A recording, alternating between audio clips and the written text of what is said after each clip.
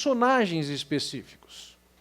Então, existem os personagens que nós vamos encontrar ali, que são o sábio, o entendido, o prudente. Diferentes palavras hebraicas foram empregadas para descrever alguém que é sábio, entendido, prudente. Mas na mão oposta nós vamos encontrar o tolo, o insensato, o louco. E também 3 palavras hebraicas foram empregadas para descrever esse indivíduo. É alguém que não tem luz, nem a perspectiva de Deus, leva a sua vida de qualquer jeito. No meio entre eles existe um que normalmente é traduzido por simples. Em hebraico, keseu, petit. E ele é um ingênuo. Ele acha que ele sabe as coisas. Ele confia muito em si mesmo. Essa é uma palavra normalmente muito associada a jovens. E se você é jovem aqui, não se sinta constrangido. Quem não é mais jovem já passou por essa fase. E acha que sabe das coisas. Quantas vezes, na condição de jovem, vocês adultos, ou mesmo os jovens atualmente, puderam dizer para o seu pai ou para a sua mãe, eu já sei. Você só acha que sabe. Pensa que sabe. E, por fim, no extremo daqueles que estão longe de Deus, está o escarnecedor. O escarnecedor é o ápice da perversidade, da impiedade, da visão longe de Deus. Então, diferentes palavras aparecem ao longo do livro descrevendo a perspectiva desses e o resultado na vida deles e o caminho que eles escolheram. Bem, o nosso assunto nessa manhã é sobre o coração. O que é o coração? De uma forma geral, se você tem mais de 40 anos, 50 anos, falou em coração, você está pensando na sua saúde. Esse coração está batendo. E nós olhamos para isso com preocupações. Você tem o seu cardiologista, você tem alguém que avalia a condição geral do seu coração, etc. Para nós, ele é uma bomba que está funcionando ali, impulsionando para que o sangue esteja circulando pelo corpo por onde deve circular. Mas nós também usamos o coração para descrever praticamente a sede das nossas emoções. Nós costumamos focalizar o coração como o lugar dos nossos sentimentos. Há uma poesia de Vicente de Carvalho que diz o seguinte, e mães a agonizar de fome e de cansaço, levam com o coração mais do que com os braços os filhos pequeninos. Então você imagina mulheres que praticamente estão na pobreza, sofrendo, e elas estão carregando seus filhos. Seus braços, teoricamente, não têm mais força, mas o coração, o amor, a paixão que ela tem pelo filho, faz com que ela consiga carregar o filho. Então, para nós, além da bomba de sangue, o coração também é o nosso centro das emoções. Entretanto, nós precisamos entender que dentro da psicologia judaica, a ideia de coração não tem nada a ver com isso. Quando eles queriam falar sobre emoções, o órgão a que eles associavam normalmente eram as vísceras. E algumas vezes, muito especificamente, usavam o rim para descrever as emoções. Para os médicos aqui presentes, podem fazer suas considerações sobre o papel da glândula suprarrenal e sua relação com as nossas emoções. Mas já naquele tempo, o rim, e no caso o intestino, era o centro das emoções. Hoje você não vai colocar assim, o pessoal costuma colocar um coraçãozinho, e lá, eu te amo. Coração é amor. Não, na verdade, da perspectiva judaica, tinha que colocar o intestino lá, ou o rim, mas acho que não vai dar certo, não vai funcionar, não tem mercado para isso. Mas dentro da sociedade judaica, existia uma visão do coração muito diferente, e eu queria que vocês descobrissem comigo isso aqui. Qual era o papel do coração ali naquele ambiente? Vamos ler a passagem de Provérbios, capítulo 7, versículos 7 a 8, que diz, vi entre os simples, descobri entre os jovens, um que era carecente de juízo, que ia e vinha pela rua junto à esquina. Esquece o resto do versículo. O que é que traduz aqui coração? Há uma expressão hebraica, duas palavras na verdade, sem coração. E a tradução aqui foi carecente de juízo. Essa foi a melhor tradução que esse tradutor colocou. Não ter coração aqui significa não ter juízo. Próximo. Provérbios, capítulo 10, versículo 13. Nos lábios do prudente se acha sabedoria, mas a vara é para as costas do falto de senso. O falto de senso é o sem coração. Próximo. Provérbios 15, 21. A estultícia é alegria para o que carece de entendimento, mas o homem sábio anda retamente. Você pode perceber aqui o seguinte: ser sem coração não significa ser impiedoso, sem paixão ou sem amor. Ser sem coração aqui significa não ter senso, não pensar direito. Desprovido de uma perspectiva de entendimento. Ainda que, por ser um órgão interno, pudesse-se ver algum tipo de emoção ou sensibilidade emocional relacionada ao coração, a bem da verdade, o coração dentro do ambiente judaico, e é por isso que nós temos que estudar isso aqui, era o centro de percepção da pessoa. E se ela não tem essa percepção, ela é a tola, o insensato. É o centro e a essência da personalidade. Sua vontade, seus desejos, seus princípios, seus pensamentos, seu intelecto se processam ali. Então dizer que alguém é sem coração dentro do ambiente judaico significa não pensa. Sem coração igual para nós, sem cabeça. Agora, por que estudarmos essa questão do coração aqui no texto? Eu diria que não poderia começar essa série de mensagens sem começar pelo coração. Veja, eu quero chamar a sua atenção para Provérbios capítulo 4, versículos 20 em diante. Veja lá. Filho meu, atenta para as minhas palavras, aos meus ensinamentos inclina os ouvidos. Não os deixes apartar-se dos teus olhos, guarda-os no mais íntimo do teu coração, porque são vida para quem os acha e saúde para o seu corpo. Sobre tudo o que se deve guardar, guarda o coração, porque dele procedem as fontes da vida. É do coração que parte para tratar com todo o corpo e para toda a vida. É o órgão mais estratégico que nós temos, é o nosso coração, isso é a nossa cabeça. Muitos anos atrás, estava com meus filhos ainda pequenos, passando férias em Teresópolis. E nós estávamos junto a um riacho, um córrego, cheio de pedras, que vinha do alto da montanha, e eu decidi com meus filhos subirmos aquele córrego. Não era a coisa mais fácil. Primeiro, a água não é quentinha como a daqui, ela é gelada. E muitas vezes o único lugar que tinha para andar era dentro da água mesmo, pisando nas pedras. E eu gostaria de chegar na fonte. E nós fomos subindo aquele córrego, até que, de repente, nós encontramos uma tela. Estava cercado, não podia seguir em frente. Inicialmente, ainda dava para seguir lateralmente, até que, em um determinado ponto, tinha uma placa informando a lei municipal, dizendo o seguinte: ultrapassar esse ponto está sujeito a ser preso. É proibido ultrapassar esse ponto.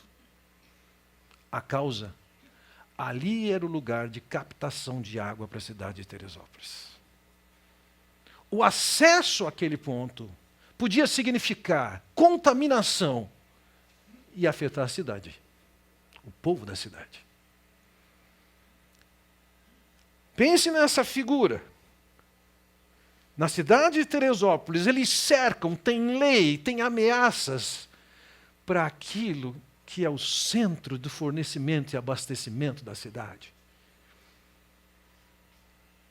E o que nós fazemos com a fonte da nossa vida, que é capaz de influenciar todo o nosso ser, a nossa vida como um todo? Então não é à toa que ele diz aqui nesse versículo 24, sobre tudo que se deve guardar, guarda o teu coração. Sobre tudo que se deve guardar, guarda o teu coração. Você já parou para pensar nisso? Eu posso imaginar que você tem uma série de cuidados com uma série de coisas na sua vida. Há coisas que você protege bastante. Sua casa você coloca alarme. Seu carro você tem seguro. A pergunta é, o que é que você faz com seu coração, a sua cabeça? Porque a maneira como o escritor de Provérbios escreve esse versículo 24, sobre tudo que se deve guardar, guarda o teu coração, a ideia é de se colocar uma escolta para proteger. Agora ele está dizendo, usando essas duas linguagens, guarda e guarda, são duas palavras diferentes hebraicas, ele quer dizer o seguinte, você tem que ter o máximo de cuidado para proteger a sua cabeça, porque a partir daí vai acontecer tudo o que tem que acontecer na sua vida. Bem, posto isso, e espero que tenha me feito entender da importância e de quanto é crucial a questão do coração, eu gostaria que nós olhássemos para o que as Escrituras descrevem sobre o estado natural do coração de cada um aqui. Então, para isso, vamos olhar inicialmente para, por exemplo, capítulo 22, versículo 15, que nos diz: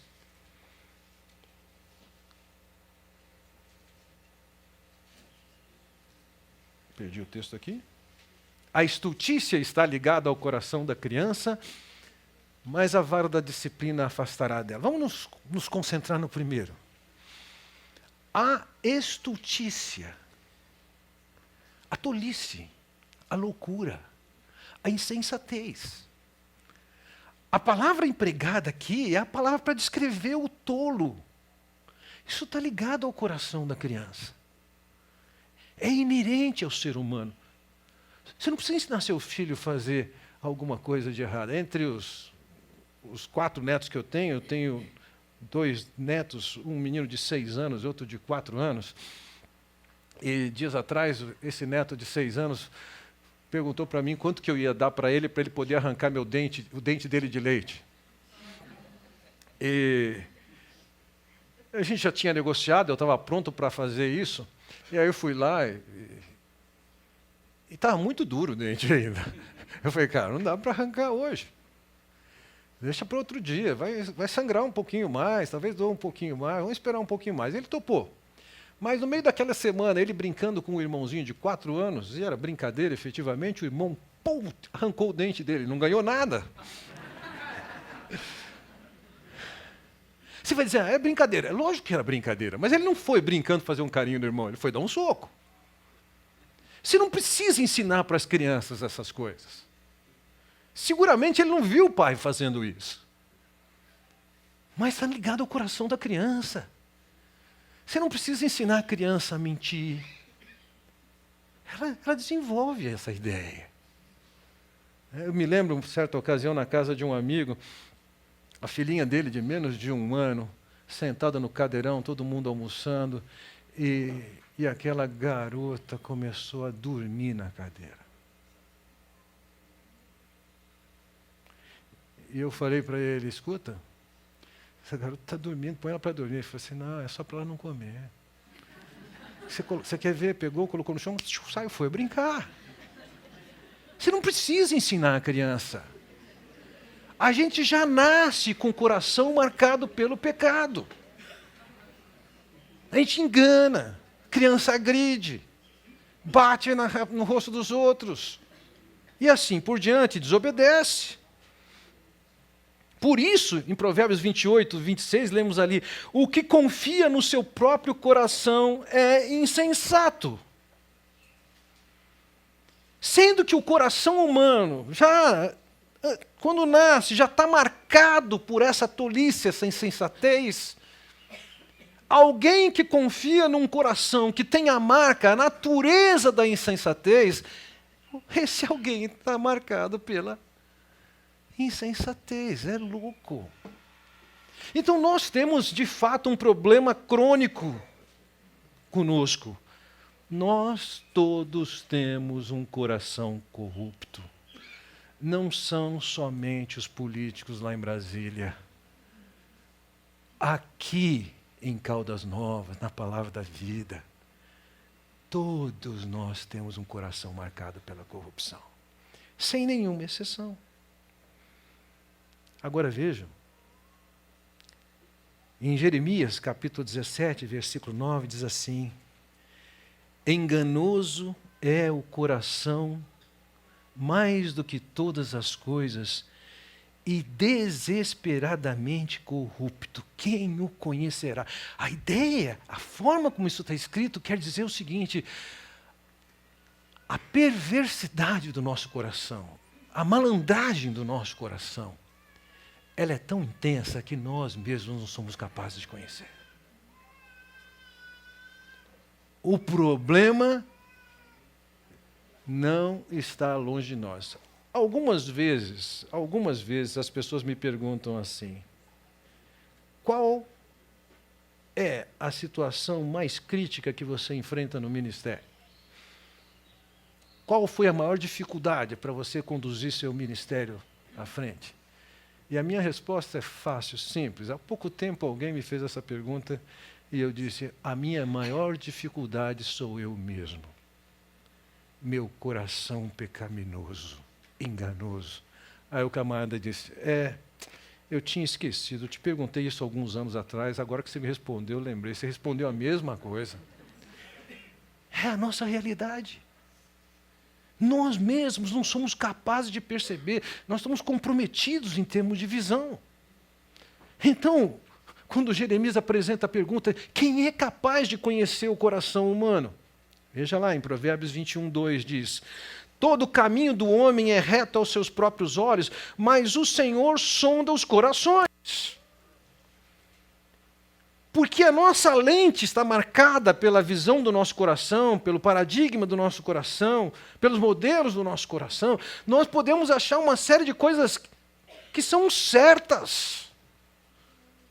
Mas ele está dizendo assim: não, é Deus quem prova e separa o que é certo e o que não é certo, o que é escória, o que é metal de valor. É Deus quem define essas coisas. Assim, em Provérbios capítulo 15, versículo 11, ele diz assim: o além e o abismo estão descobertos perante o Senhor, quanto mais o coração dos filhos dos homens. O coração do homem, o seu coração, ele está aberto diante de Deus. Nós não podemos esconder isso. Uma das passagens que me espanta cada vez que eu leio, eu tremo. É uma passagem que, quando Paulo escreve aos Coríntios, em 1 Coríntios, capítulo 4, e ele fala para nós não termos a preocupação de ficarmos nos julgando e nem dar tanto valor para os julgamentos que as pessoas fazem da gente. E ele diz: o julgamento tem seu tempo. É no futuro. O julgamento já tem o juiz. Ele fala: é Deus. E ele diz assim: e quando ele for julgar, ele vai julgar aquilo que está oculto lá no íntimo e no coração. No julgamento de Deus, você vai entrar com o seu coração, seus pensamentos e intenções estarão perante Deus, e é sobre isso que Deus vai tratar naquela ocasião. Quando eu penso nisso, eu falo: meu Deus, tem misericórdia, porque eu sei o quanto meu coração é corrupto. Você lembra do Senhor Jesus, num debate que ele tem com os fariseus, que não estavam se conformando com o fato de que os discípulos de Jesus comiam sem lavar as mãos, e aquilo não era uma questão de higiene, era uma questão de cerimonial judaico. Os judeus, eles tinham que cumprir um cerimonial que envolvia lavar suas mãos para então poder comer, mas os discípulos de Jesus estão passando pelo campo, pegando algumas espigas, tirando a palha, soprando e comendo os grãos. E aqueles homens reclamam. E o Senhor Jesus diz o seguinte: não é o que entra pela boca que contamina o homem. Ele diz assim: é do coração que procedem os maudesígnios. Ele diz: não compreendeis que tudo que fora do homem não pode contaminar, porque não lhe entra no coração, mas no ventre sai para lugar escuso. O que sai do homem, isto é o que o contamina, porque de dentro do coração dos homens é que procedem os maus desígnios. E aí ele continua: prostituição, lascívia, furtos, homicídios, adultérios, etc.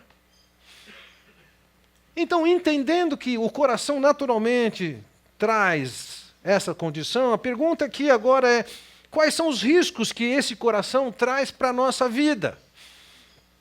Veja, da perspectiva de Deus, enquanto nós vivemos uma vida e temos um coração fora dos padrões de Deus, e nós andamos por nós mesmos, isso oferece uma série de riscos, independentemente de você ter consciência disso ou não.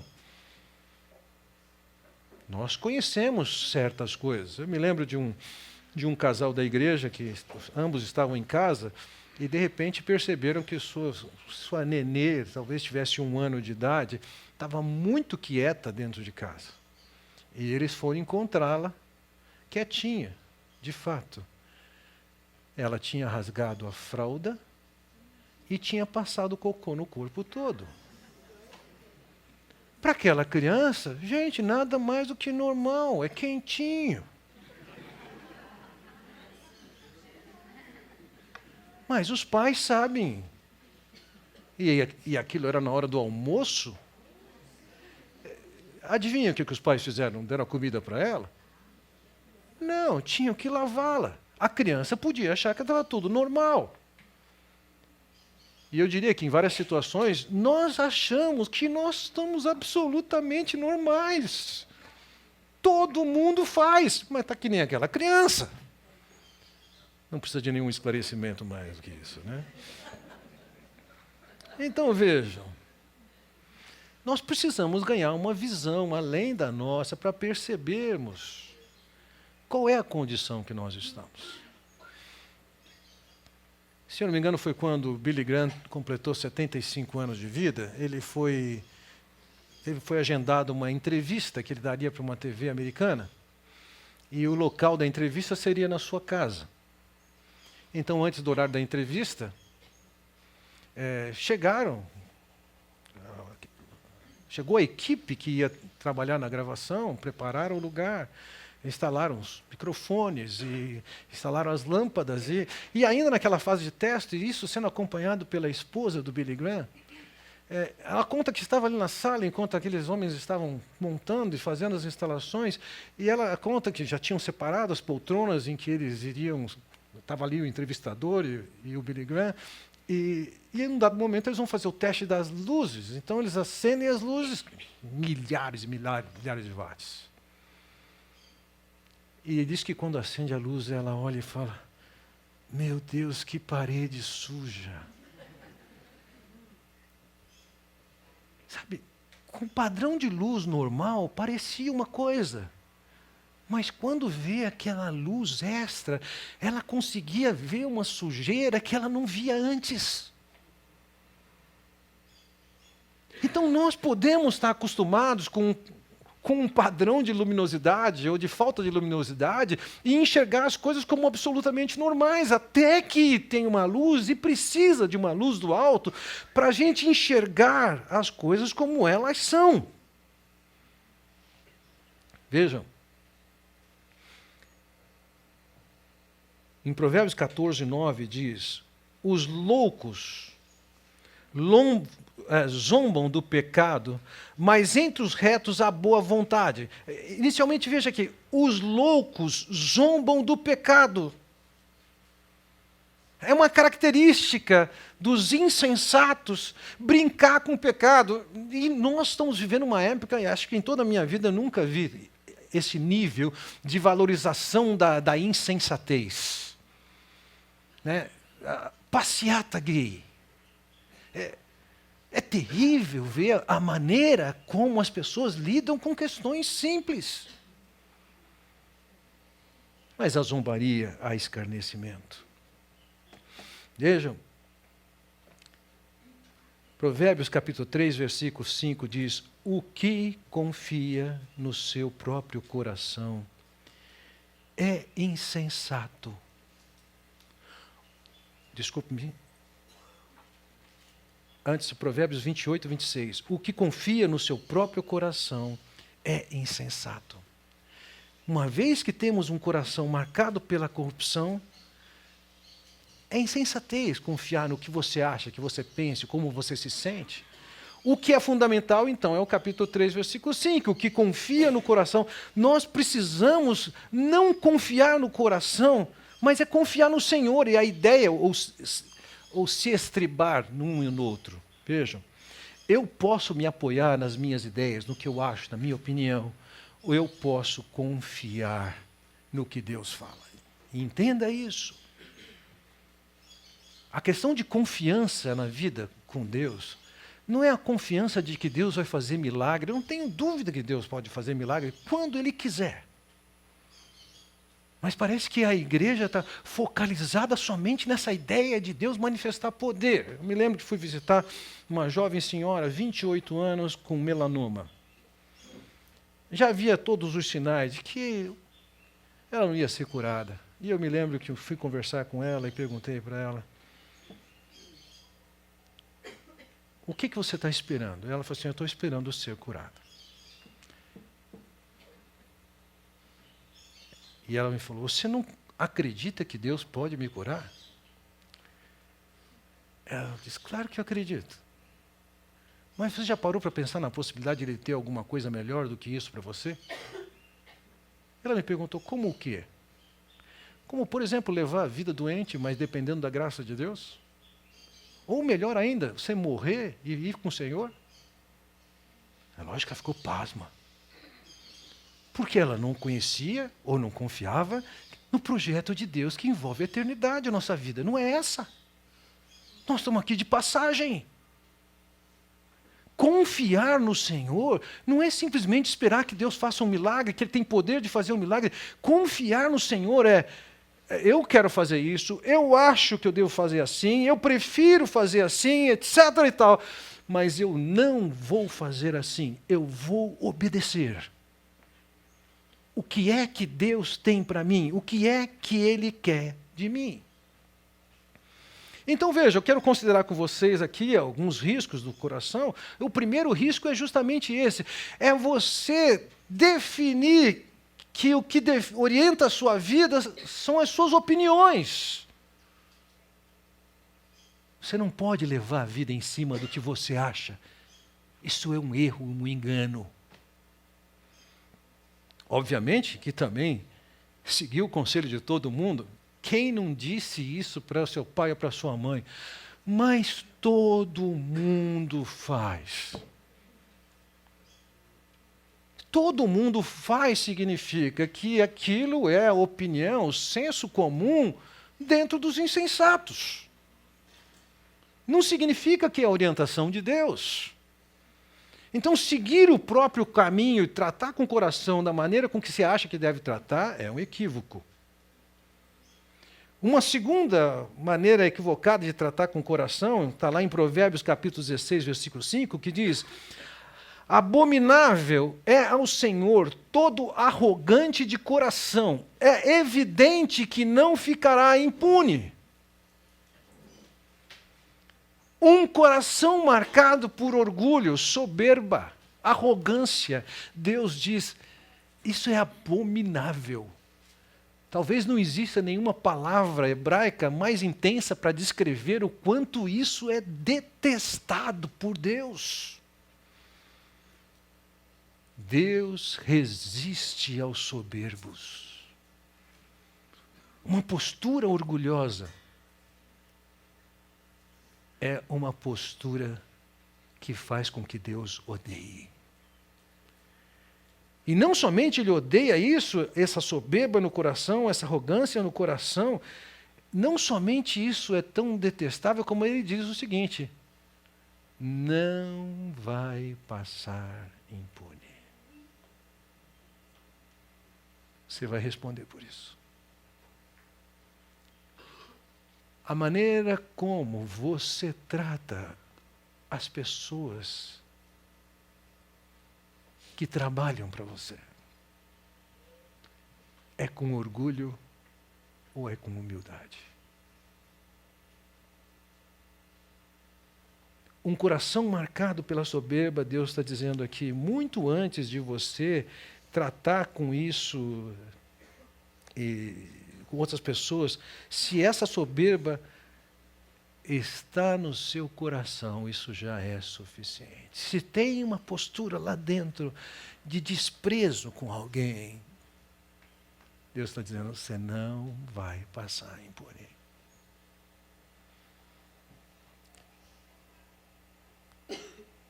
Uma outra consideração sobre ameaças que a gente tem no coração é a ameaça de que a gente deixe o nosso coração curtir essas coisas e levar a cabo o que está nesse coração marcado pela impiedade. Veja lá, em Provérbios 16:30 diz, quem fecha os olhos imagina o mal e quando morde os lábios o executa. Essa é a mesma linguagem, com palavras diferentes, mas é a mesma mensagem que Tiago vai dar no primeiro capítulo. Você está lá pensando, morder os lábios, está tudo acontecendo na sua cabeça, no seu coração. Ele diz, essa pessoa, ela está dando asas para o seu coração pensar. Veja, em Provérbios 6,14 diz, no seu coração há perversidade, todo o tempo maquina o mal, anda semeando contendas. A pessoa dá espaço para no coração acontecer essas coisas e isso vai contaminando todo o ser. Há alguns anos atrás, uma senhora veio conversar comigo. Ela não era nova na fé, não. Ela me descreveu algumas situações. Ela falou assim, eu já ouvi você falar tantas vezes sobre perdão. Eu queria conversar com você sobre isso. E ela me descreveu algumas experiências que ela teve na vida, mais especificamente com a sogra, era de se esperar, com o marido, o filho da sogra, e com o filho dela, o neto da sogra. E nós conversamos ali, e eu perguntei para ela, você tem alguma ideia de quanto a amargura que você tem afetado o seu ser? Ela ficou absolutamente surpresa. Para mim, a linguagem dela, a maneira como ela descrevia as coisas, tinha uma tônica de amargura que afetava a vida dela como um todo. Eu nunca vi a amargura tão encarnada como na casa daquela mulher, embora ela achasse que ela não tinha amargura. Ela também tinha uma certa amargura com o vizinho, por causa de uma ocorrência que teve com o vizinho 3 anos antes desse evento. E nós conversamos um pouco sobre perdão, e ela decidiu perdoar essas pessoas, e ela começou pelo mais difícil, a sogra.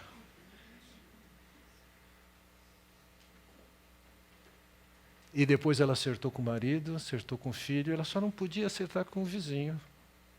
Mas na medida que ela começou a acertar isso, um dia toca a campainha da casa dela, eu estou falando no espaço de 1 mês. O vizinho toca a campainha da casa dela e em lágrimas, um ímpio, um pagão diz para ela, eu vim aqui pedir perdão pelo que eu fiz 3 anos atrás. Eu não consigo mais conviver com isso. Então veja, era uma mulher que no seu coração ela ficava maquinando, curtindo as ofensas que essas pessoas cometeram ou supostamente cometeram.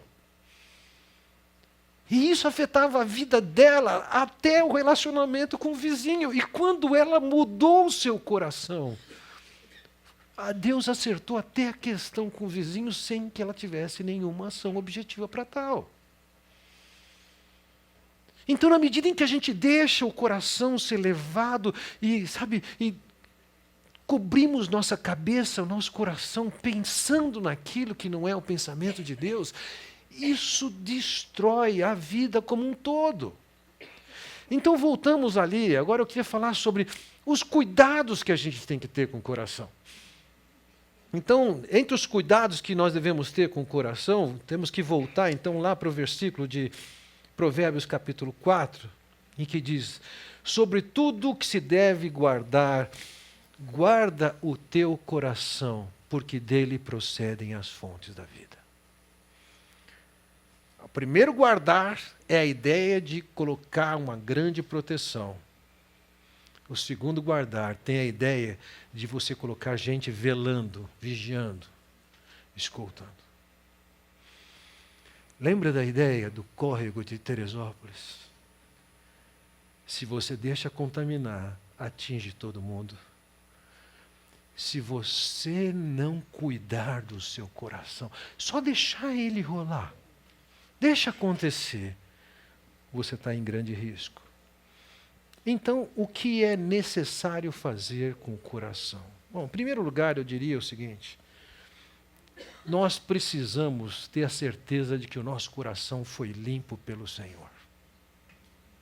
Vejam, o escritor de Hebreus trata mais especificamente, perto dos termos que nós usamos aqui, em Hebreus capítulo 9, versículo 14, lemos assim: muito mais o sangue de Cristo, que pelo Espírito eterno a si mesmo se ofereceu sem mácula a Deus, purificará a nossa consciência de obras mortas para servirmos ao Deus vivo.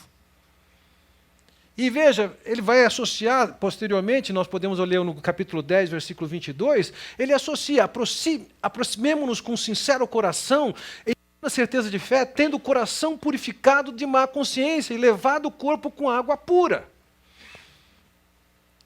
Então há necessidade de o nosso coração, o nosso ser, o nosso âmago ser purificado pelo Senhor. Eu me lembro, anos atrás, numa das grandes crises que nosso país viveu, que é cíclico, eu soube de um homem que estava desempregado, já tinha quase um ano, e ele havia sido diretor de uma empresa, e ele começou a frequentar a igreja, mesmo sem ser cristão. Sua esposa era cristã, eu não conhecia os dois, não sabia quem eram, tentaram me descrever. E naqueles dias, nós organizamos um grupo de desempregados, convidávamos os desempregados para tomarem um café com a gente na igreja, a gente estudar um pouquinho a palavra de Deus, algumas orientações de como fazer o currículo, preencher currículo, trabalhar numa entrevista, etc. E de repente, no domingo, no intervalo que nós tínhamos naquele tempo, encontrei com uma senhora, vi uma senhora, falei: essa mulher parece com a descrição que me fizeram. E eu fui até ela e falei: escuta, seu marido está desempregado há quase um ano? Ele falou: sou eu mesmo. Eu falei: olha, eu não sei quem é seu marido, mas temos um café da manhã, convide ele para estar com a gente. E ele veio, extremamente desconfiado, arredio. Então, com esse grupo aí, normalmente, a gente deixa solto, fica à vontade, sem pressão nenhuma. Ele foi ficando à vontade. Depois de uns 3 meses, eu liguei para ele e falei assim: vamos tomar um café? Vamos almoçar? Fica tranquilo, eu pago. Você já tinha, agora já era mais de um ano que ele estava desempregado. E nós saímos para almoçar e nós sentamos à mesa e eu fiz a seguinte pergunta para ele: imagina que você morre hoje. E você chega num lugar como se fosse uma antessala, com duas portas. Numa porta escrito céu e na outra porta escrito inferno. Vamos imaginar que você fizesse a opção de entrar no céu. E você batesse na porta do céu. E alguém abrisse a porta e perguntasse, pois não. E você dissesse, eu quero entrar. E a pessoa perguntasse para você, por que razão eu deveria deixar você entrar? Vejam, praticamente todas as vezes que eu já fiz essa pergunta para tantas pessoas, a resposta padrão é essa. Não, eu nunca fiz mal para ninguém, nunca roubei, nunca matei. Essa é a resposta padrão. Mas esse camarada me surpreendeu, ele falou assim, nos lábios, não entro. Eu falei, como? Ele falou, eu não entro. Eu falei, o que você quer dizer com isso? Ele falou assim, eu sei o que eu já fiz. E eu sei que eu não entro. Eu falei, bom, não sou eu que vou perguntar o que é que ele fez. E aí eu falei do Senhor Jesus Cristo, que havia vindo com um programa de Deus, e que naquela cruz, embora ele não tivesse nenhum pecado, os meus pecados e os pecados dele também haviam caído sobre Jesus. E toda a culpa caiu sobre Jesus, e todo o castigo já tinha sido posto sobre Jesus. E que por Jesus ele podia ser perdoado do que ele tinha feito. E ali, sentado à mesa do restaurante, ele confessa a sua fé em Jesus e aceita Jesus. E na sequência ele me incluiu numa das cenas que eu mais tive vergonha na minha vida. Ele se levantou, veio ao meu lado na mesa e falou, me dá um abraço. Restaurante cheio, né? E aí aquele camarada vem e me abraça. Eu estou pensando na hora que vai acabar o abraço. Por que isso? Ele provou da limpeza do seu coração. Sua consciência foi limpa. E é isso que o escritor de Hebreus está nos colocando aqui. Esse é o primeiro trato básico que nós temos que ter com o nosso coração. É ter essa certeza que o nosso coração já foi limpo pelo Senhor.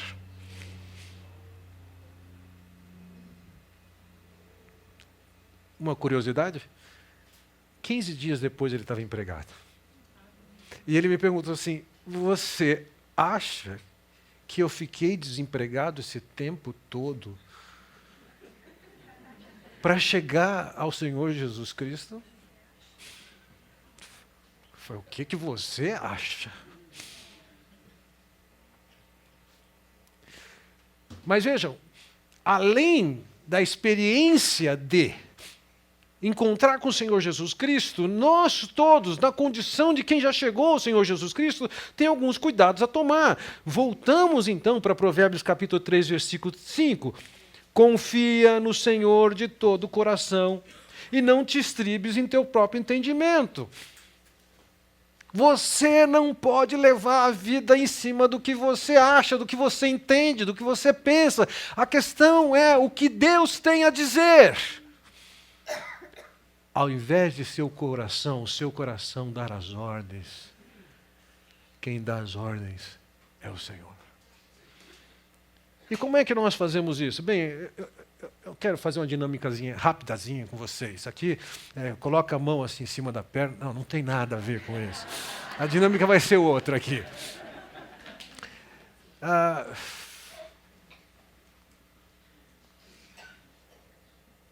Ok. Você pode fazer isso sozinho ou com a pessoa que está do seu lado. Vamos imaginar, vamos dividir dessa maneira. Vocês que estão nesse ponto para cá, eu queria que vocês olhassem para Provérbios 2:2. Já sabem disso. Vocês que estão aqui, ó, entre essas duas colunas, você está se enxergando nisso aqui, você fica com Provérbios 7:3. Vocês que estão bem aqui no meu centro, vocês estão com 12:5, Provérbios 12:5. Vocês que estão aqui, ficam com 22:17. E vocês que estão aqui, vocês consideram Provérbios 23:12. Então, eu gostaria que você olhasse para esse texto bíblico e pensasse na maneira como você deve tratar seu coração.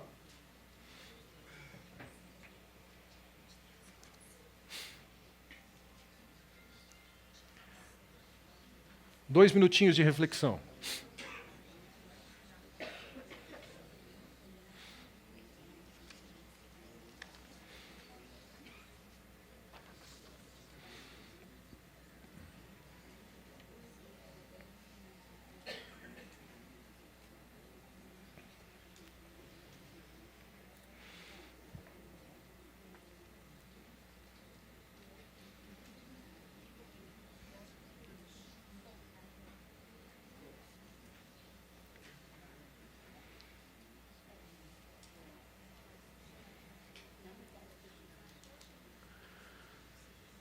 Alguém pode, por favor, desse grupo que ficou com 2:2, ler o texto em voz alta? Se clamar por entendimento e por discernimento, não. Se der ouvidos à sabedoria, inclinar o coração para o discernimento. O que vocês acham que significa isso? Aplicar o coração ao discernimento. Dentro dessa perspectiva aqui, é você ganhar uma percepção que você não tem naturalmente, é uma percepção que vem de Deus. E nós somos convidados aqui a aplicar o coração a discernir. Vamos ver a segunda passagem, alguém leia, por favor, 7:3. Amarre-o aos dedos, escreva-os na tábua do seu coração. Em se tratando da lei de Deus, da revelação de Deus, nós temos que escrever a lei no coração. Esse coração corrupto tem que ter escrito lá a palavra. Não consigo imaginar uma melhor aplicação disso do que a memorização. A verdade está escrita no coração. Essa é a nossa ideia de de decorar. O que é? É estar no coração. Capítulo 12, versículo 5. Alguém leia, por favor. Os pensamentos dos justos são retos, mas os conselhos do perverso engano. O que vem do justo, do íntegro, é o que é reto. É esse o caminho que a gente tem que seguir. O coração do homem tem que estar focado naquilo que Deus estabelece. Próximo, Provérbios 22:17. Inclina o ouvido e ouve as palavras do sábio, e aplica o coração ao meu conhecimento. Você vai ouvir o que ouve e você vai colocar o coração nisso. E por fim, 23:12. Preste atenção no que lhe ensino e aprenda o mais que puder. Presta atenção e aprenda a ideia que isso tem que estar no coração. Veja, a melhor maneira de nós tratarmos com o nosso coração é essa palavra poder fazer efeito no próprio coração. Lembra de Salmo 19, versículos 8 em diante? Ele diz o que? A lei do Senhor perfeita, ela restaura a alma, ela dá sabedoria, ela ilumina os olhos. Ou, pense em 2 Timóteo, capítulo 3, versículo 16. É a escritura que é inspirada por Deus, ela é útil para quê? Para repreender, para corrigir, para ensinar, para repreender, para corrigir, para educar. Então, o cuidado que nós podemos ter com o nosso coração é o que é que vai entrar nele, o que é que vai alimentá-lo. E, lógico, isso aqui vai considerar o que é que nós deixamos entrar no coração. Porque se nós estamos nutrindo nosso coração com filmes, novelas, qualquer coisa que você lê no Facebook, etc. e tal, não tem jeito. Você já contaminou o seu coração e, consequentemente, toda a sua vida. Partindo para a minha conclusão com vocês, qual é a vantagem de cuidar do próprio coração? Eu quero focalizar com vocês essas passagens, essas 4 passagens. A primeira delas em Provérbios, capítulo 14, versículo 30, que diz o seguinte: o ânimo sereno é a vida do corpo, mas a inveja é a podridão dos ossos. O ânimo sereno é a vida do corpo, mas a inveja é a podridão dos ossos. Ou seja, se tem um coração aqui, palavra ânimo sereno, um coração que está tranquilizado por Deus, isso aqui é vida.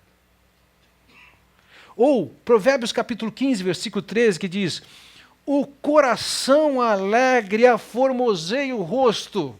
Quanto é que você está gastando com creme, pintura, etc. e tal? Ouça, a maior diferença que você pode fazer na sua aparência é você cuidar que o seu coração seja marcado pela palavra de Deus. É uma questão de estética. Versículo 17 e 22. O coração alegre é bom remédio. Um coração que está andando com Deus, ele acaba sendo terapêutico para todo o ser. E por fim, 22:11 diz o seguinte: o que ama a pureza do coração e é grácil no falar, terá por amigo o rei. Alguém que ele diz aqui que tem um coração purificado, tem uma capacidade de se relacionar socialmente, inclusive com pessoas que estão fora da sua esfera. Ouça, um coração tratado pela palavra de Deus, bem guardado, é um coração que tem vida, tem saúde, tem beleza e tem bons relacionamentos.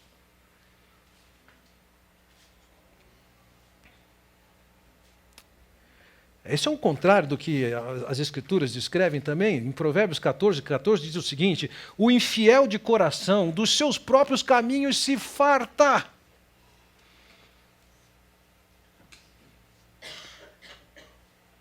Nunca vi tanto como hoje notícias relacionadas a suicídios. Três semanas atrás, segunda-feira, até terça-feira, entre segunda e terça-feira, de 3 fontes diferentes, eu ouvi alguém dizer: olha, eu estou muito preocupado com fulano.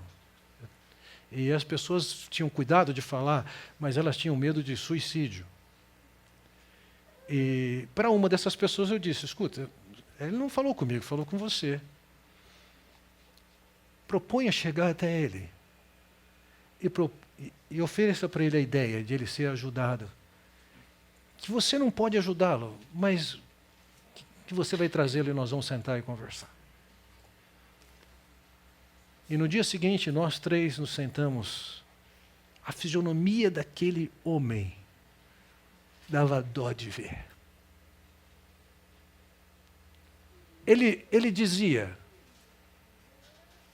que ele não se suicidaria porque ele não tinha coragem. Mas a vida dele era uma lástima. Ele estava farto da sua vida e das suas escolhas. Profundamente triste. Então, naquele dia, nós começamos uma série de encontros, alguns deles, eu, ele e o camarada que veio me trazer a notícia, e em outras tantas eu tenho dado para os 2 se encontrarem. Eles tiveram o último encontro deles na sexta-feira passada. A mudança na vida desse moço é absurdamente alta em 3 semanas. Ele está cuidando do coração dele. a melhor ação para Deus não é deixar a vida levar. E o que for entrar no coração, seja em filme, seja em novela, seja em notícias, seja em conversações. Não, o seu coração tem que estar extremamente protegido. Por fim, eu quero terminar com o texto de Provérbios 28, 14. Feliz o homem constante no temor de Deus, mas o que endurece o coração cairá no mal. Alguém que rejeita e fica firme, crendo que o seu coração, os seus valores, seus desejos, suas prioridades, suas perspectivas são o que valem. Ele está dizendo que quem segue esse caminho vai cair. Por outro lado, ele diz: feliz é o homem que é constante no temor de Deus. A ideia, veja, é alguém que mantém-se no temor a Deus, e aqui cabe a ideia de levar Deus a sério. Quando eu cheguei em Campinas, aproximadamente 34 anos atrás, tinha um parque, ainda tem esse parque, um bosque, conhecido por o bosque ali, e tinha alguns animais, ainda tem aqueles animais, ou outros. Mas é uma curiosidade. Existia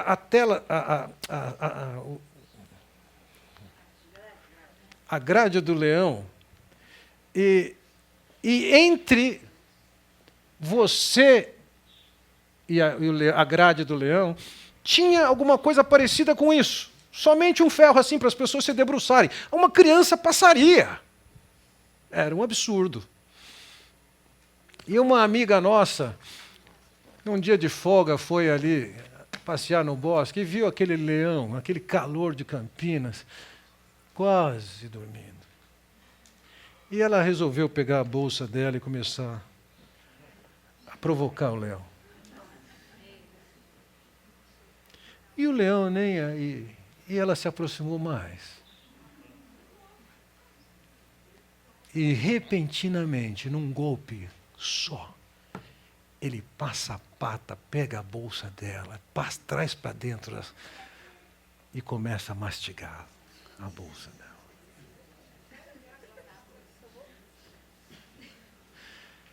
Ela não levou aquele leão a sério.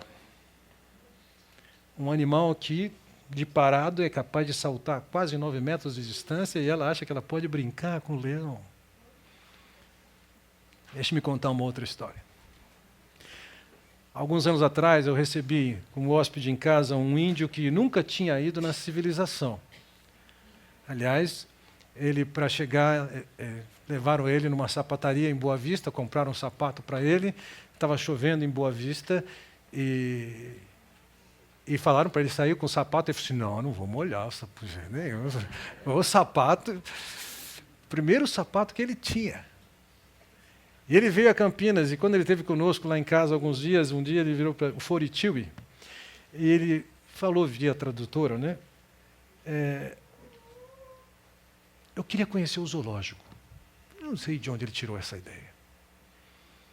E eu pesquisei assim quais eram os zoológicos que estavam em melhores condições naqueles dias. Era o zoológico de Paulínia. E algumas vezes ele perguntou naquele período, que era super interessante para ele e para mim, né? Ofereceu o primeiro sorvete para ele. São coisas interessantíssimas. Mas umas 3 vezes ele perguntou: cadê a onça? Ele não queria ver leão. Cadê a onça? E até que finalmente chegamos numa tela, tinha 2 onças pretas, ali bem protegido. E eu cheguei perto da tela, talvez a distância que eu estou aqui do púlpito. Mas ele ficou assim, a uns 8 metros de distância. E ele falou na língua dele, ele é um índio uai-uai. E ele falou assim: apesar de saber que ela está presa, eu estou com medo. perguntei, você já matou alguma dessas? Ele falou assim, já matei 3. E por conhecer esse animal, eu estou com medo.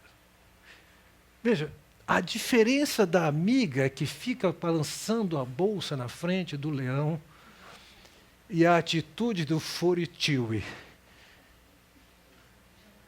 que olha para aquele bicho